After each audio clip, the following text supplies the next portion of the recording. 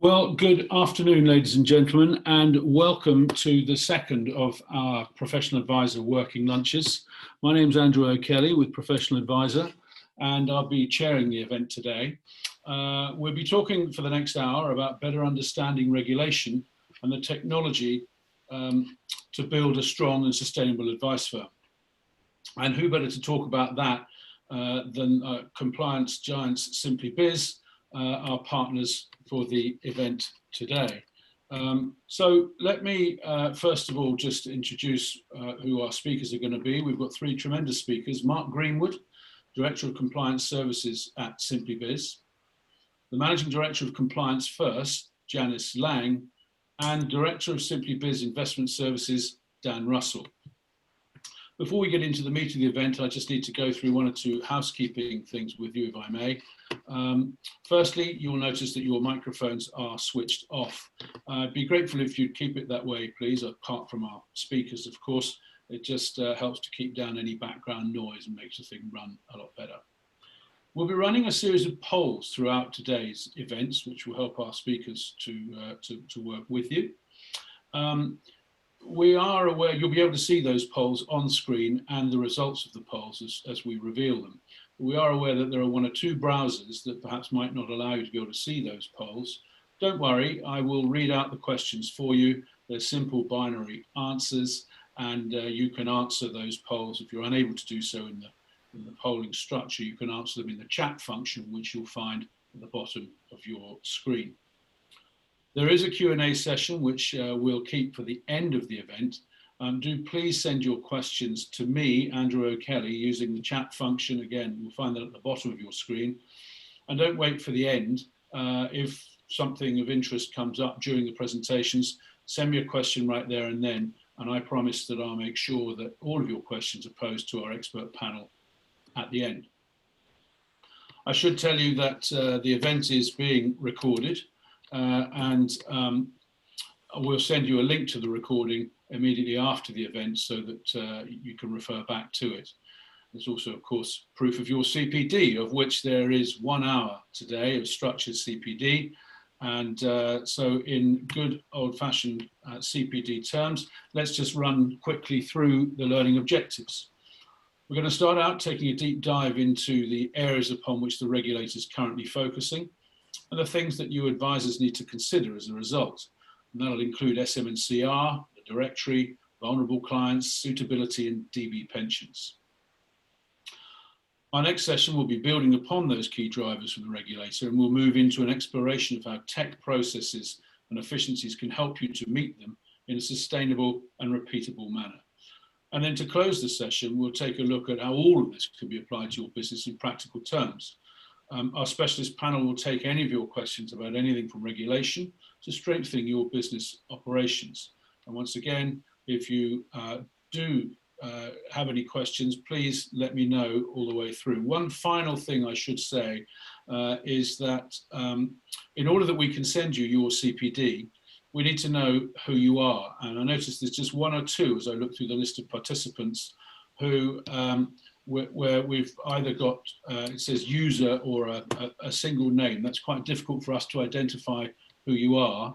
You can fix that just by going into the list of participants on the screen, finding your own name, moving to the right-hand side, and where the button says more, a little thing will come up and say rename. If you are one of those people who's just got a single name there, be most grateful if you could make that change at some point during the webinar. Okay, that's all the learning objectives and all the housekeeping done. Let's move into the meat of the event. And to start with, on regulatory spotlights, we've got two excellent speakers, Janice Lang from Compliance First and Mark Greenwood from SimplyBiz. And I think it's Mark that's going to take up the baton first. So Mark, let me pass over to you. Thank you, Andrew, and good afternoon, everyone. I hope you're all well. I'd just like to start this regulatory update just by going back to the 17th of March. It was the 17th of March where we started to see the FCA starting to reduce its schedule of papers. It started to delay some of the thematic work and projects that were ongoing, obviously as a result of COVID-19. But what we've seen in the last couple of months is the FCA working their way through the gears, now getting back up to near full speed. So as a result of that, we thought it'd be worthwhile reminding ourselves of life before lockdown and focusing on an FCA Dear CEO letter that went out to all investment firms back on the 21st of January this year. Now, this was very much a heads up type letter for the industry. This was the FCA saying, we're going to be focusing on these 6 key areas over the next 2 years. So they were very different key areas, but they were very much saying, we're going to be focusing on these areas because we feel there could be consumer harm within these areas. So when we look at the areas, and I'll touch on 4 of them today. The first one I'll touch on is one I feel that will affect every firm directly, and that's the senior managers and certification regime.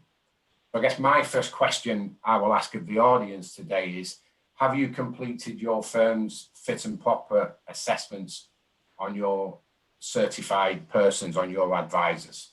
So that would be very much yes or no.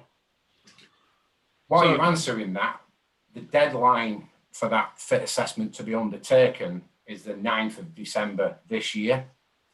We did have an update from the regulator back in June extending that deadline for some firms to the 31st of March. That deadline extension was very much for firms that have been significantly impacted by COVID-19. Now, the regulator didn't go into any depth of what they felt significant impact was. We've all been impacted by COVID-19, but the regulator's language and our view would be, if it's possible, stick to that deadline of the 9th of December this year. When we look at the fit assessments, they're very much made up of 3 segments: competence and capability, honesty, integrity and reputation, and financial soundness. So those 3 would be put together. I'm looking at the answers now. Yes, 73. Congratulations, 73%. No, 27%. Well, the good news to the no camp is we do have some time. 9th of December, ideally, if it's possible, unless you've been significantly affected by COVID, then you could use that extension until the 31st of March next year.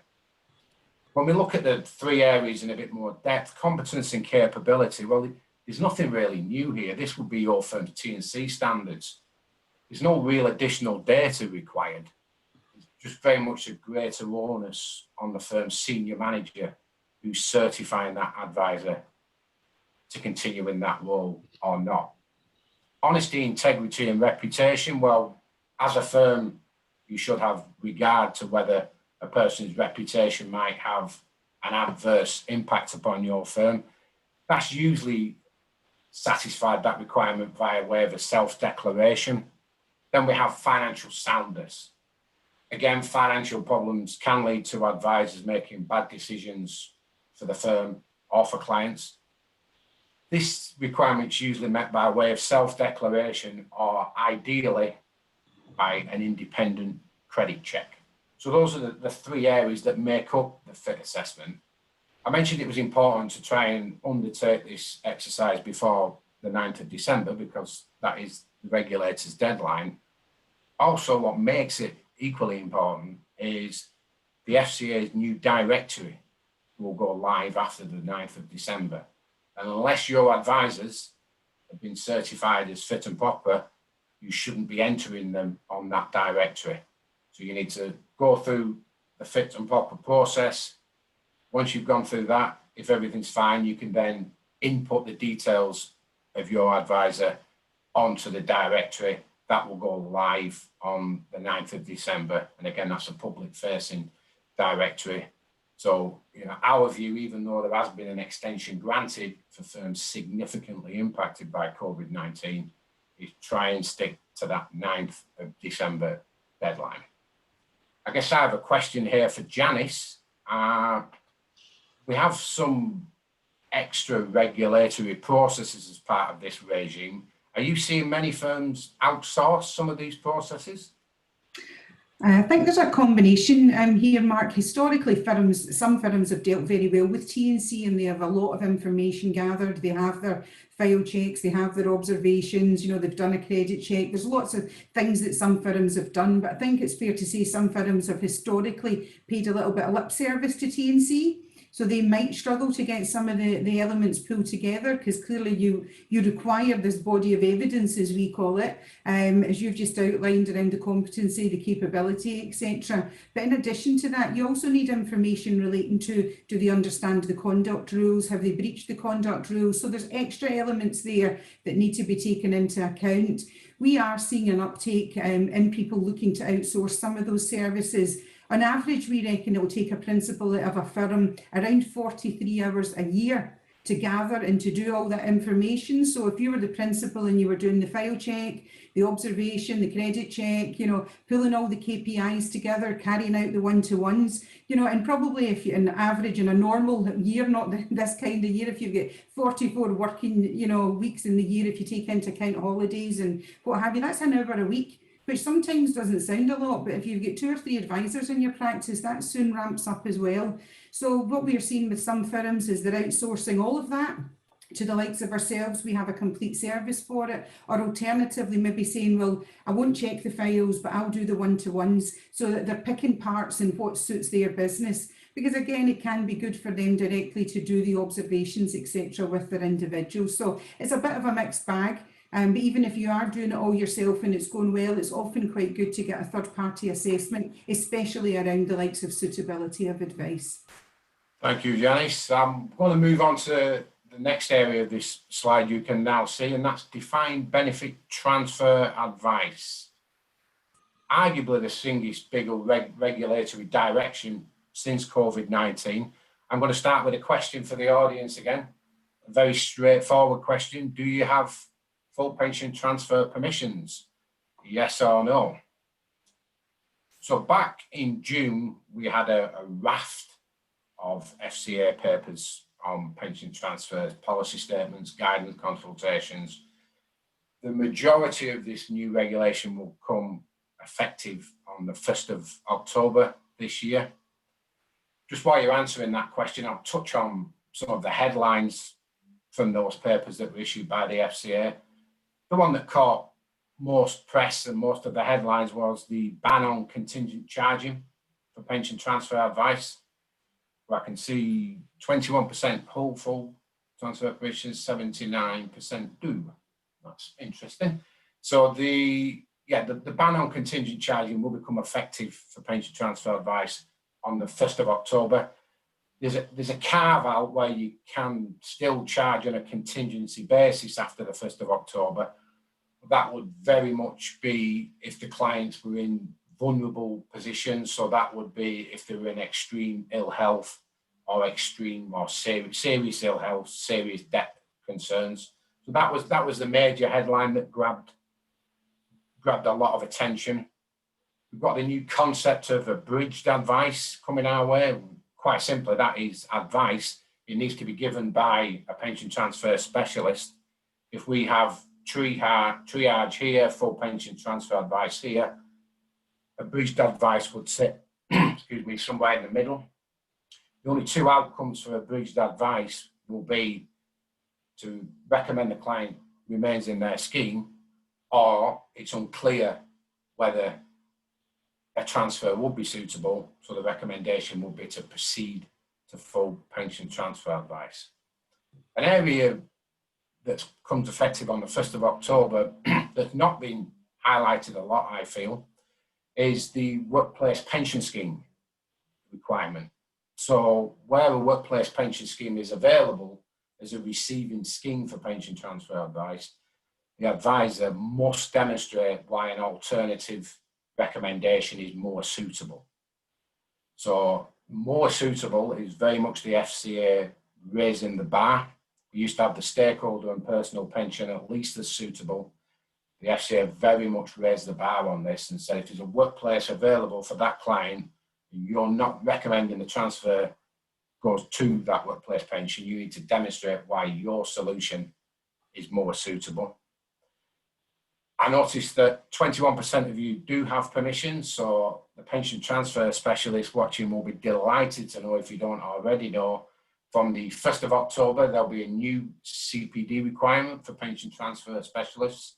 That'll be 15 hours of solely pension transfer focused CPD, and 9 of those hours will need to be structured. And again, the majority of the answers in the poll where the firms didn't have pension transfer permissions.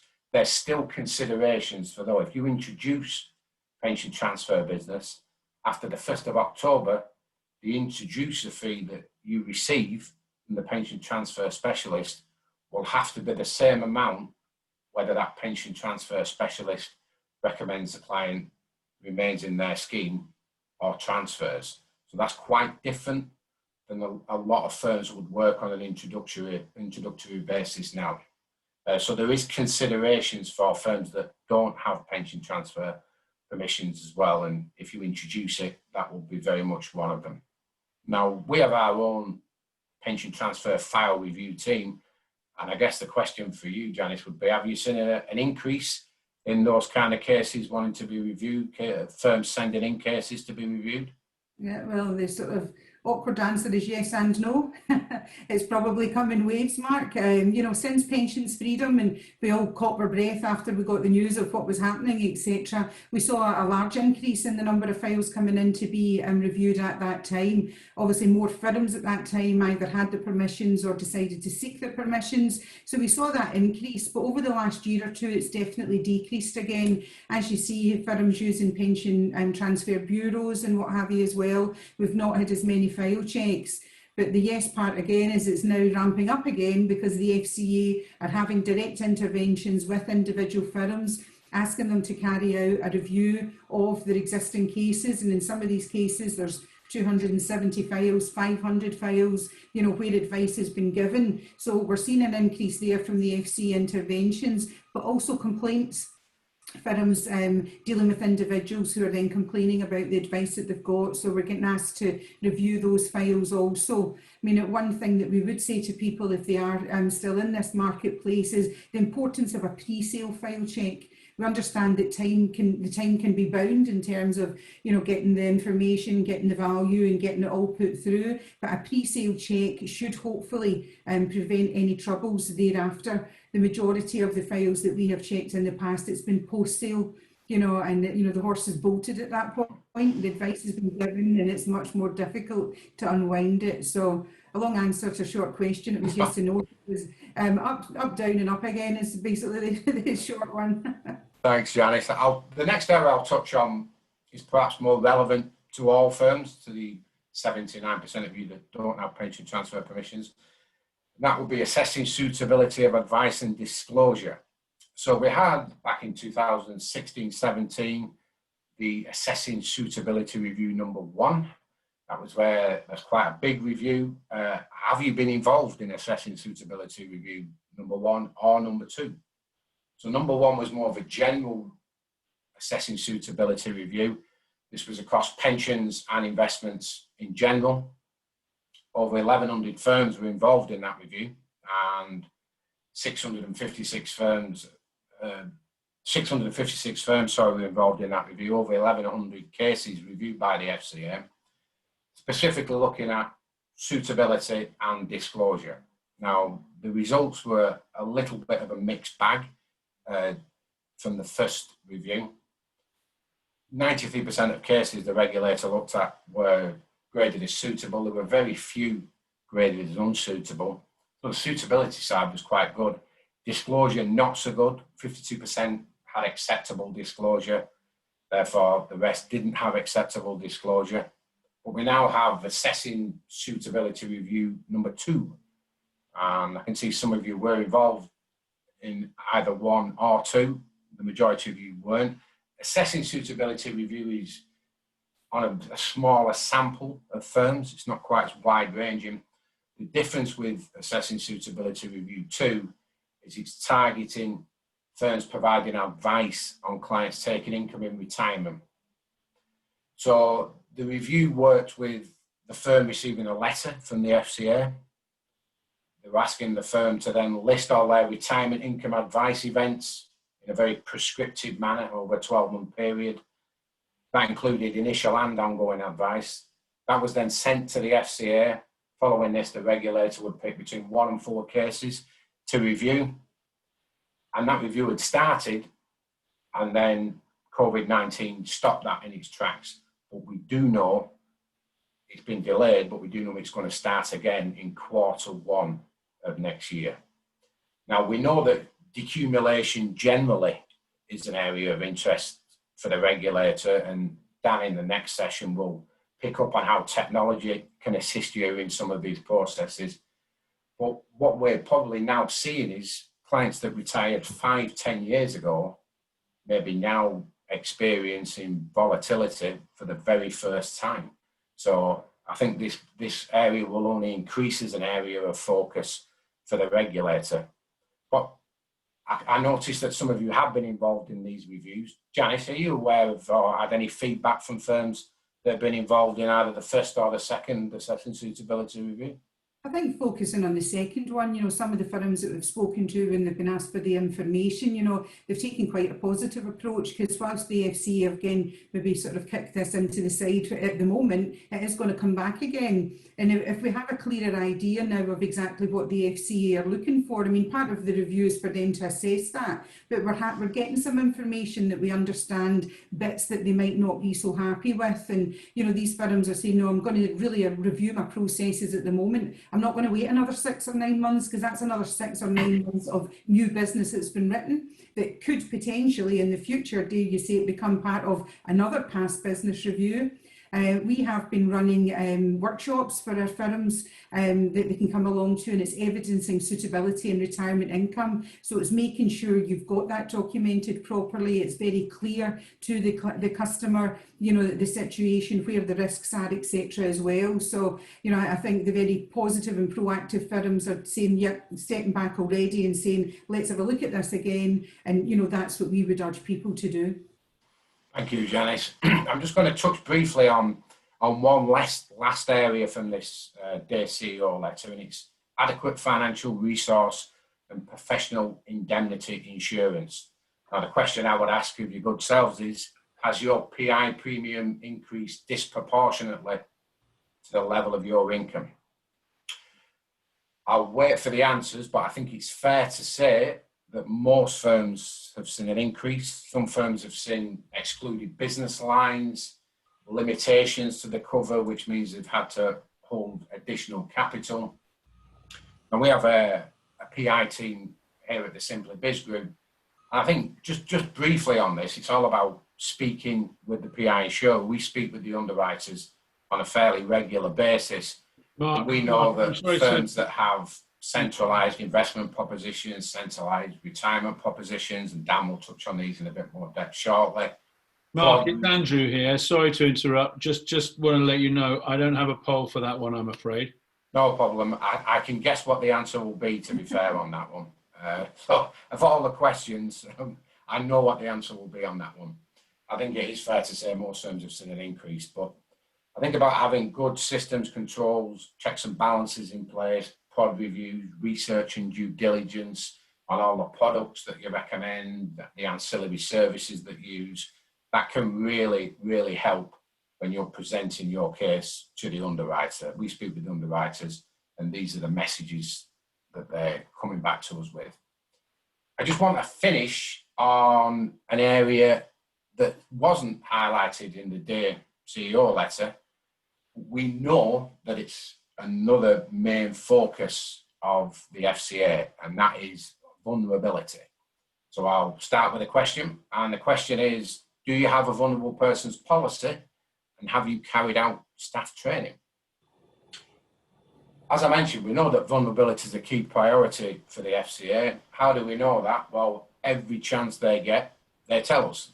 The last 2 business plans has highlighted vulnerability as an area that they're going to be looking into. Since the 17th of March, we've had daily updates, COVID-19 updates on the FCA website. Numerous times, vulnerability and vulnerable clients has been mentioned. Back on the 29th of July, we had the slightly delayed guidance for firms on the fair treatment of vulnerable customers. If you've not had a read of that, strongly recommend you have a read of that. It's well worth a read. And it's pleasing to see that 67% have a vulnerable persons policy and they've carried out staff training. For those of you that haven't, the regulator's expectation is you should have a policy. That policy should be embedded within your firm and all staff should be trained on that policy. Now that's the regulator's expectations. There's also an element of protecting your firm here as well as the regulator's expectations. This was highlighted in a recent ombudsman ruling on a recently bereaved client who complained. Part of the justification for the ombudsman upholding that complaint was that the client was vulnerable and the firm had not taken that into account during the advice process. So again, I'd strongly recommend for those that haven't, get that policy in place, make sure all staff are aware of it.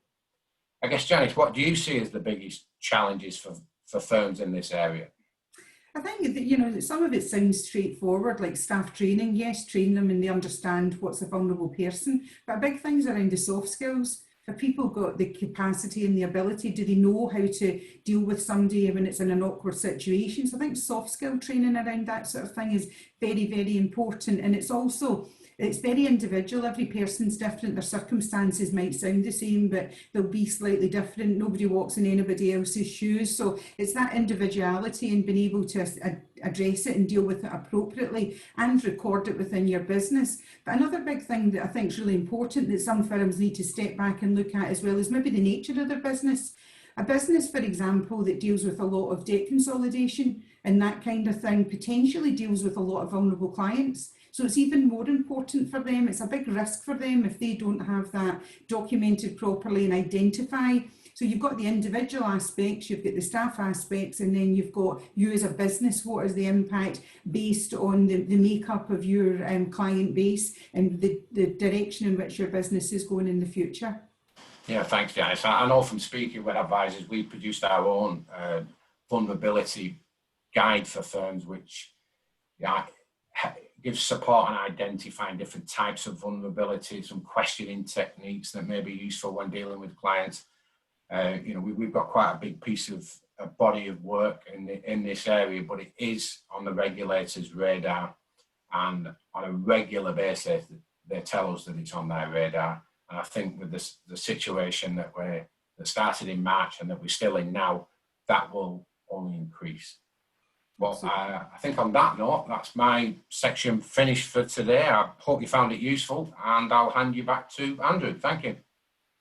Well, thank you very much, both Mark and Janice. And as we will come back to sort of questions and answers on that later on in the session, there'll be plenty of time for that. Do please send your questions in. I'm not looking at any just yet. But do send them in as and when. Now, we're going to move things along and look at running a robust advisory business.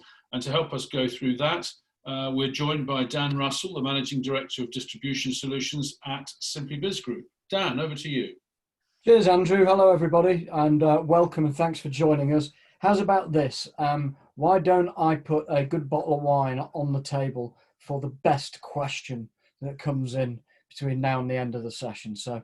And by best question, we'll go with the highly subjective criteria of whichever one Mark Greenwood thinks is the best question. So no pressure, Mark. I'll get the bottle of wine. You decide which one's the best question. I've been asked to I guess delve into how do you translate all of the stuff that Mark and Janice have just talked about as key regulatory priorities into running a robust advisory business. And I think by robust, I mean compliant but profitable. And compliant because you've got to be, and profitable because I think we've worked out that there's an awful lot more fun if you are running a business that's profitable rather than just compliant. And often there's this suggestion that it's technology that's the answer. I don't agree with that at all. I don't think that technology is the answer to creating a robust business. I believe that technology is merely the tool to deliver it. I guess the best analogy I could think of whilst I was watching Janice and Mark in action was, I know that Janice is a keen golfer. You can spend an awful lot of money on golf clubs, and those golf clubs won't solve the problems if you have got a terrible swing like I have, that you move your head around all over the place and you can't hit the thing for toffee. As a golfer, I make a fantastic rugby player, by the way. So the technology has to work in conjunction with the processes that you've got as a business, and it has to implement those processes. And often you find it the other way around, whereby businesses are trying to change their processes to fit within the technology. I think, Andrew, we've got a poll to start with, that if you could bring up how well integrated do people think their advice and client servicing technology is. There's no right or wrong answer here. You see lots of different ways of doing it. Is it perfectly integrated? You've got one seamless approach, no data moving anywhere other than one environment? Or are you relying on different systems and some of them don't talk? Or are you using standalone systems for everything, for risk and asset allocation and research and back office and client interaction? To say no right or wrong answer. It's just interesting to see what the people's thoughts are about the state of the technology that's in your supply chain. And I think that as much as possible, the right answer is to try and get to the point where your processes are being facilitated by that technology. Just about to close this poll, everybody. If you're done voting, I'll close it in just a few seconds. Go for it. I've got well, it's really one slide that's interesting, and it's pretty much exactly what I thought would be, that the majority have got different systems and don't share data. Very few where it's all completely integrated into one. And that in itself causes friction in the process. And I think the key to the compliant aspect of that robust business is to make sure that your processes are good in the first place, and that they can be reliably implemented by technology, because then you get less stuff slipping out of the edges and less opportunity for things to go wrong in the advice process that might lead to a future file review that says, why did that client end up with that solution? And that ultimately is what this is all about, as you know much better than I do, that delivering the right outcome for the end consumer is the be all and end all of all of this. And if an advisor goes out there and does the right thing by that end consumer in nearly every instance, it's the best thing, it's the right advice, it would be compliant advice. But making sure that that process is there to ensure it and that technology drives it, that's how you end up doing it in a really efficient, profitable way. I've just got a few sort of aid memoirs up on the screen here. In fact, a couple of them are missing. Not sure quite how, but I guess I see some of the key traits of the robust advisory practices that we work with. First of all, being documented processes. It's about writing down and demonstrating and showing it to yourself, to customers, to the regulator, to staff, if needs be, to any of those stakeholders, that you know exactly what it is you're doing and why you're doing it. And by those processes, I mean things like knowing what your client segments are. If you've got more than one type of client segment, what are they, how are they defined, and how are you going to service them? And then what do each of those clients get? What's different about the service that they get, right the way through to things like a centralized investment process? What's different about the outcomes of that for people? Now, what are the financial instruments that you are or aren't going to consider? One of the things our consultancy team do when they're building CIPs for people is work through all the different parts of the market and say, what is it that you are or aren't going to deliver? You know, things as simple as, are you going to offer funds or model portfolios or advisory portfolios or DFMs, or all of them? And if so, how are you going to choose which customer gets which bit? Are you going to offer things like non-mainstream tax-efficient investing like VCTs and EISs?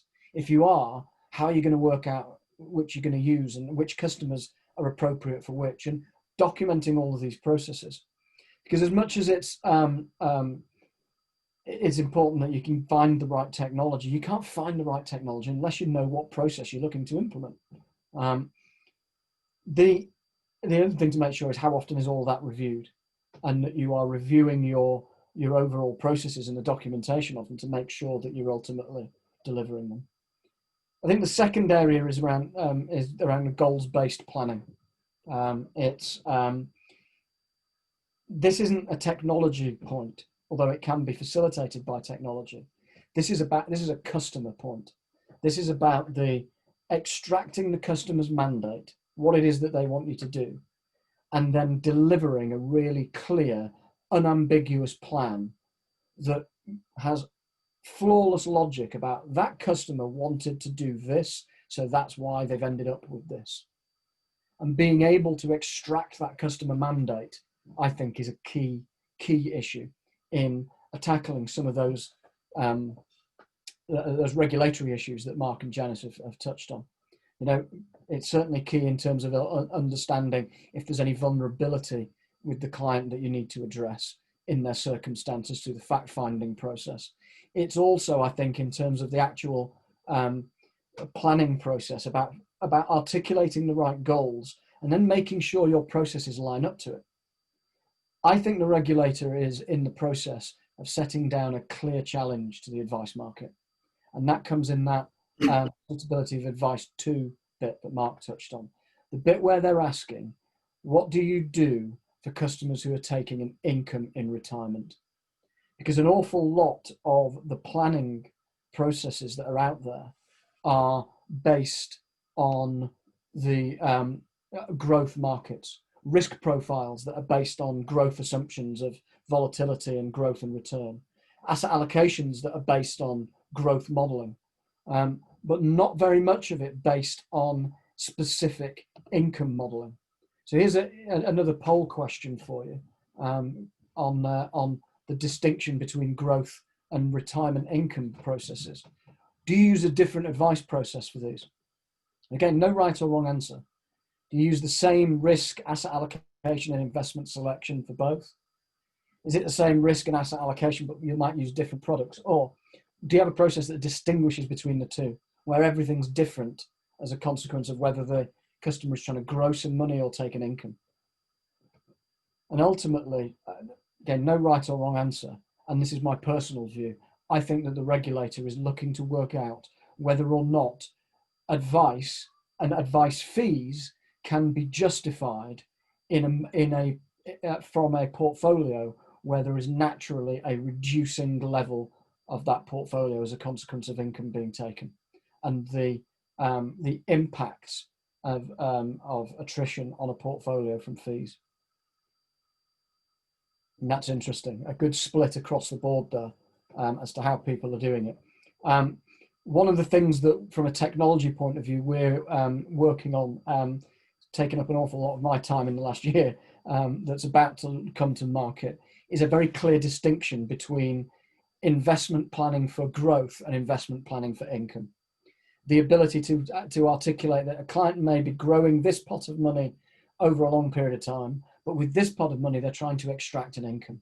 And you know that the technology that's out there doesn't service you correctly to do this. We know that platforms can't pay out natural income, very rarely. We know that most clients don't want natural income. They want unit encashment because natural income varies too much. So what they want is the ability to say, right, I want a maximum income I could sustain out of my pot, or a targeted income from my pot, and then work out what is the most appropriate way to deliver that. And when you think about how you would deliver a sustainable income or a targeted income, it's very different to the way in which you would grow money over the long period.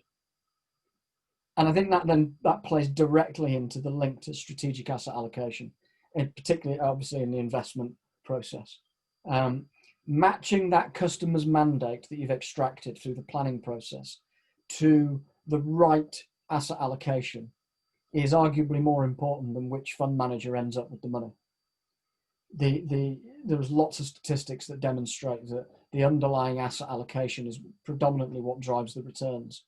There is a big fundamental disconnect in the market when it comes to retirement income, in my opinion, and that is that nearly every risk profiling tool out there is built around growth assumptions and the asset allocations that sit behind them. They're built on the idea of volatility of asset classes, of the return parameters of asset classes, and a correlation between them all. Press go on a spreadsheet and out pops an asset allocation. I think that a better institutional grade work here is required. And we've been working very closely with Hymans Robertson to bring institutional processes into the retail market.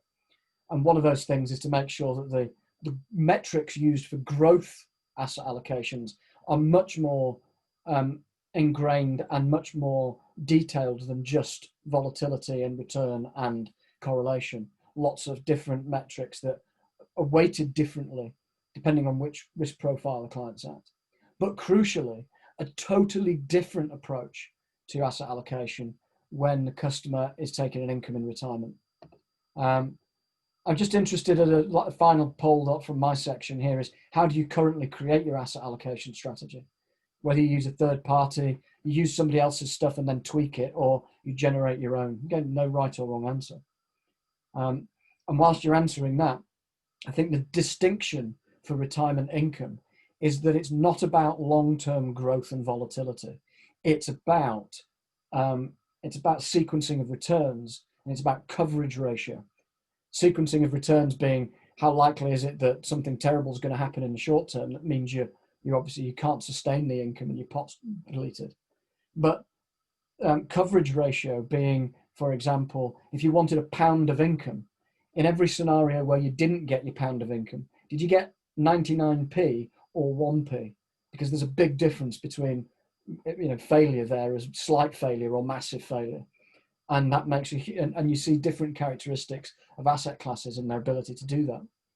So I think that if you've got that, so far, what have we got? Processes well documented, and then the ability to extract the mandate through goals planning in a way that articulates the goal correctly for the customer. And I mean that whether it's protection, whether it's investment, and then inside investment, whether it's income or it's growth. And then matching that up to institutional grade thinking that means that you're going to deliver it. You then have got a much easier process on your hand for the selection of the product. Interesting that half of you are generating your own asset allocation approach, and especially when the importance of that in delivering to the end client. It's either something hugely important to keep in-house and make sure that you are completely on top of, or something that's so important to outsource. Again, there's no right or wrong answer. What is right or wrong is having got that planning process to that point, that you're able to apply it to a very clearly researched supply chain that fits up with that documented process you said you were going to do in the first place. And how do you take that whole of the relevant market of all those suitable products out there and filter them down to say, that's why this client has ended up with this product or this fund or this portfolio or this protection policy, and crucially, not one of the 1,000 others that are out there that could potentially have done the same thing. And making sure that you've got that process documented and it's repeatable, happens every time. If you've got all of that nailed, that's actually about process. I think then it's about finding the right technology, and that's where my set of golf clubs analogy comes back in. If I could torture that, if as a golfer, I believe that people who do it properly will work out, this is my swing, this is where the flaws are in it, this is what I'm doing wrong with my stance and my approach and all of those types of things. Well, now I need the right set of clubs in order for me to execute that. It's very much like that when it comes to advice technology. There's stack loads of it out there. And what's important, I think, is that an advisory business can first document those processes, know that those processes are robust and that they're going to run through them in that way, and then work out what the right approach is.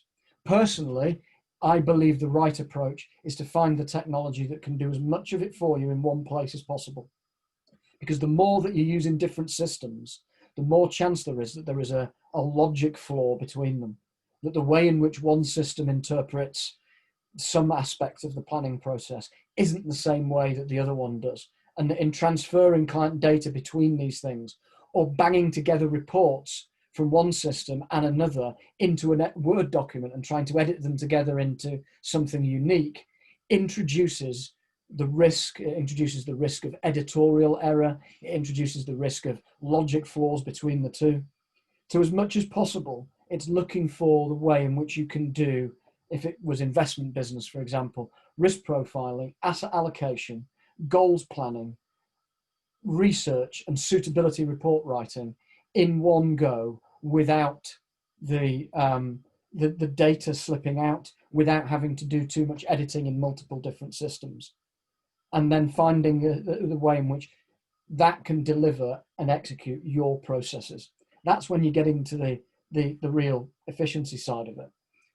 And I guess that takes us up to the bit that is all of that really sounds like it's fundamentally important, but actually I think it really boils down to the most important part being making sure that the communications to the customer are correct and that you can manage your message to the customer before that advice in terms of how you're going to deliver it, whilst you're giving that advice in terms of reports and client documentation that is easy to understand and really hones in on those mandates that they've given you and explains to them how you're going to deliver it. And then after the fact, being able to stay in touch appropriately with consumers, with the end client. And I think during the last 4 months, more than ever, it's been demonstrated the importance of being able to send the right messages to the right clients at the right time about, not generic messaging about things that are happening, but personalized messaging, often not produced personalized, but segmented down, that says, we know this about these customers of ours, therefore we're delivering them this message.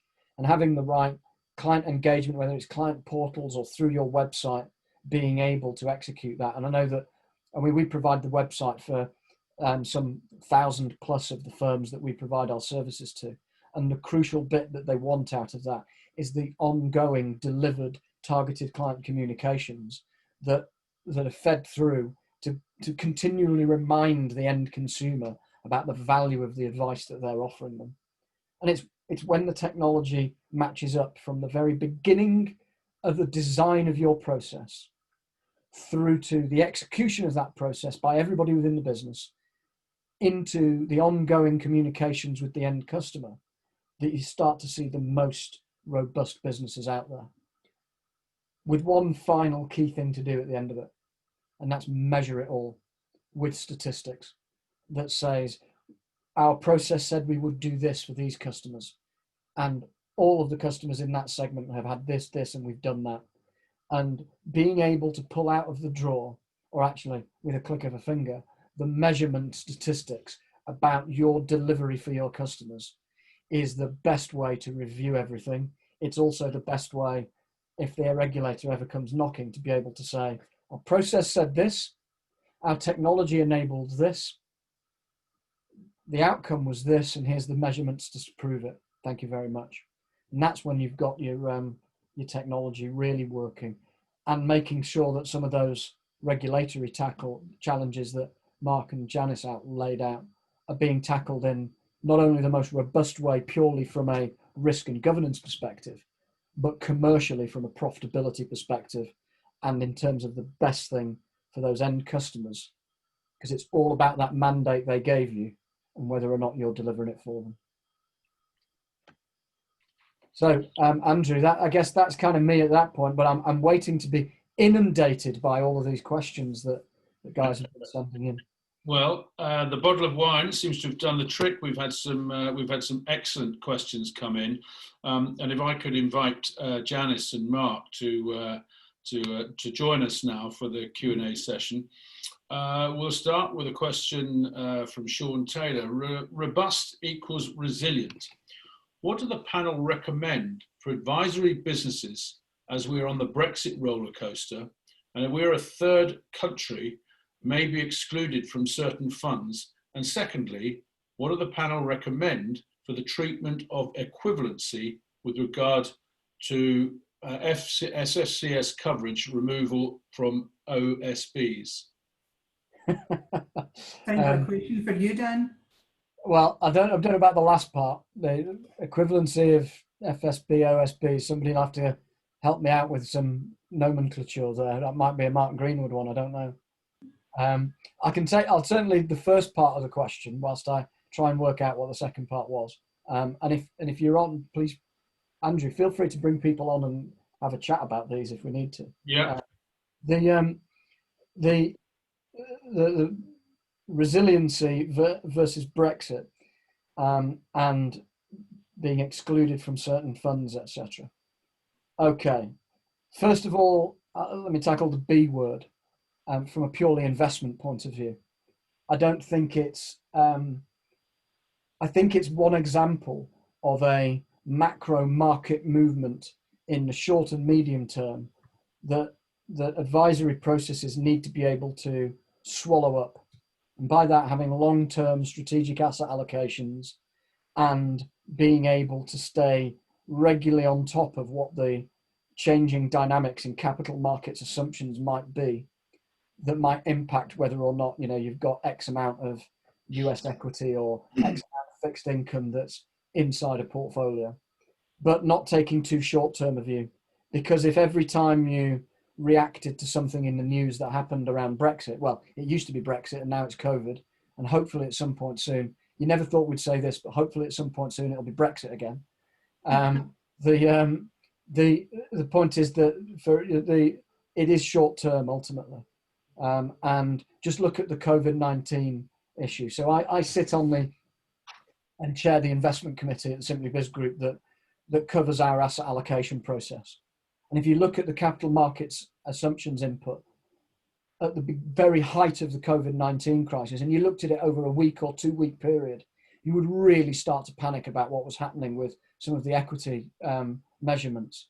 But then when you look at it actually over a month and over a 2 month and a quarter, and now over a 6 month period, you start to see it getting, all of the measurements are back down to normal levels. I think in terms of the issue around Brexit and the supply chain, I don't think it's going to hamper the supply chain of available investment solutions, products, and the like, because I think that the majority of product providers are going to continue working towards pan-European regulations because they've got pan-European products. There's very few solutions that I think will end up having some kind of border issue around financial services products. The city seems to have been deliberately set up to glide over this, it would seem. So I think that the robustness and the resilience comes in the long-term view and in making sure the fundamentals of things like your asset allocation process are not too knee-jerky. They're based on really strong institutional grade modeling and maths, and that the process for assessing it is very rational and calm and doesn't flip-flop about as a consequence of these things. Okay, thank you, Dan. I can tell you that we've got, in terms of time, we've got about 6 or 7 minutes left, and we've got a few questions to rattle through. I'll answer them quicker than those then, or maybe Janice will answer them very quickly. Yeah, and fear not. If we run out of time, then I will forward all of your questions to the panel, and they will answer them via email. So please don't worry if I'm unable to. For those of you who've submitted more than one question, I think that'll go through the email channel. Matthew Streeter asks, what's the best way to focus on client profitability if technology is simply a tool? As a sole practitioner can easily get swamped by admin and compliance. A great question. We did a study. Our consultancy team did a study with advisory firms, sole practitioners, as well as multi-RI firms, looking at the amount of time it takes for them to do a new piece of business, first-time client, and a review, and how they could reduce that utilizing better technology. So I think that technology is just a tool, but it has very real bottom line impacts. Whereas as long as you've got the process that you want to adopt documented, applying it in the right technology. And for example, applying it in a technology like I spoke about that puts risk profiling, asset allocation, the planning, the research, and the suitability report all in the same system without moving it around can save hours. The hours saves money, and it's in knowing what the value of an hour of your time or an administrator's time is, and then removing those hours from the process. That is where the profitability comes. It's actually a really granular but simple lever to pull. Okay, Janice or Mark, do you have anything to add to that? No, I'd agree with that. I mean, I've reviewing client files, which I still do every now and again. You do see things, and a lot of it is just human error. Rekeying into different systems, and there's so much risk that can happen if you're not doing it within the one system. And I've seen cases fall down, and it's literally been because somebody's rekeyed something. So that human error, if you're not rekeying into different systems and systems aren't talking to each other, you heighten the potential for that risk, and which is a big risk within a business. Okay, thank you, Mark. A question from John McKeever. Do you feel that the majority of investment clients will be satisfied by model portfolios? I guess the context of the question is quite difficult there, but by model portfolios, it depends whether you mean a model portfolio or a fund of fund, a discretionary model portfolio where it's being implemented on a platform by somebody, or an advisory one where it's being updated and it's advice every time. Or do you consider a multi-asset fund of funds to be a model portfolio? I think that the answer comes right at the beginning of the slide I talked about earlier. It's about documenting your process, and in terms of knowing what your client segments are, and ascertaining whether or not a particular client segment is best serviced by having a series of fund of funds that achieve their end goals in a simple process, or is a model portfolio going to add anything or something for those customers versus the operational complexities of it, versus going to a full DFM approach, versus doing it bespoke every time for every customer. There's no right or wrong answer. What's appropriate, what's right is whether or not it's appropriate for that customer segment. The efficiency and the profitability comes in identifying those segments, working out what your answer is for each of them, and then continuously and robustly applying it every time to that segment. Okay. Professional indemnity question. How can we best work with the PI provider to reduce our business risk outside of systemic market risks and hopefully achieve a lower premium? Anybody want to take that? Yeah, I think I touched on this before, and our PI team do speak with underwriters, and there's no doubt that they like to see centralized investment propositions, systems, controls, checks, balances, pod reviews, research and due diligence on all the products, all the services that firms use. I think it's presenting that case and liaising with the PI insurer rather than just filling in the application form and using a kind of scattergun type approach. It's presenting your business and your case from a risk perspective to that PI insurer.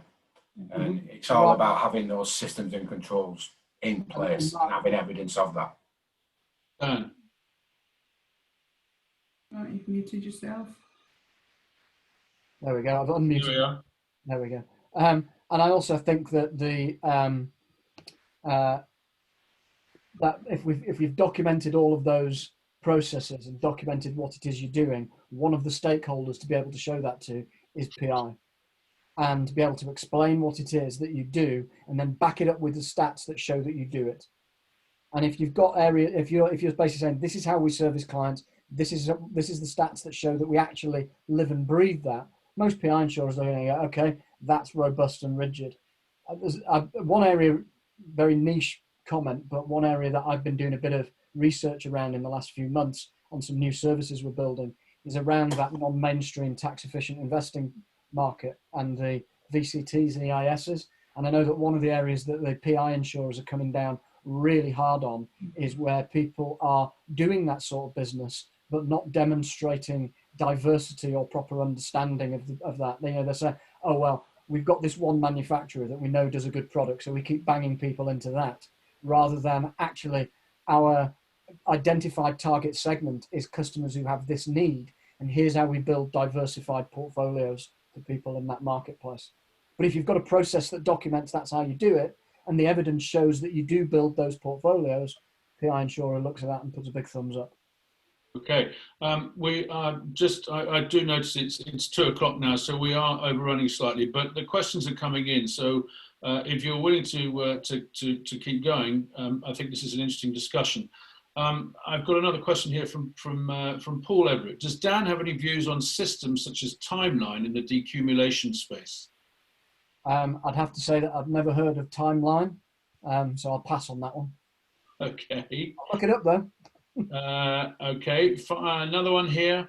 There are so many research tools available. This is Michael Butler. So many research tools available to IFAs. How do we compare their functionality? Great question. You could use some third parties, independent third parties to rate them, but I think the simplest way is rather than looking at the functionality that the technology's got, look at what it is that you want to implement, and then take each one and say, can that implement what we want to do?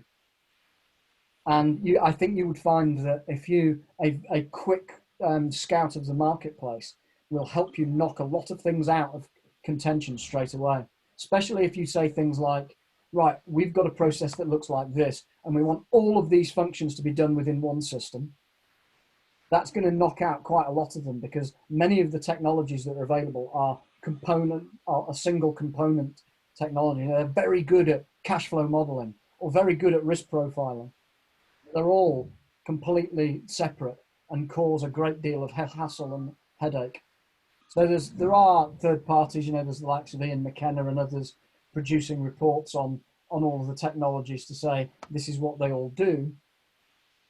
But ultimately, knowing what you want to do and then working out which of them will do it is quite easy. Is quite a streamlined way of doing it. I think that's the key thing, isn't it? Knowing what you need to achieve. Yes. Yeah. Okay. Well, look, I think we should close things there. Thank you very much, everybody, for a really participative event. Thank you to Dan, to Janice, and to Mark. Before we disappear, I just wanted to let you know about 1 or 2 upcoming events of ours. We're back again, same time, next Wednesday, 1 till 2 o'clock with our friends at Schroders. We'll be talking about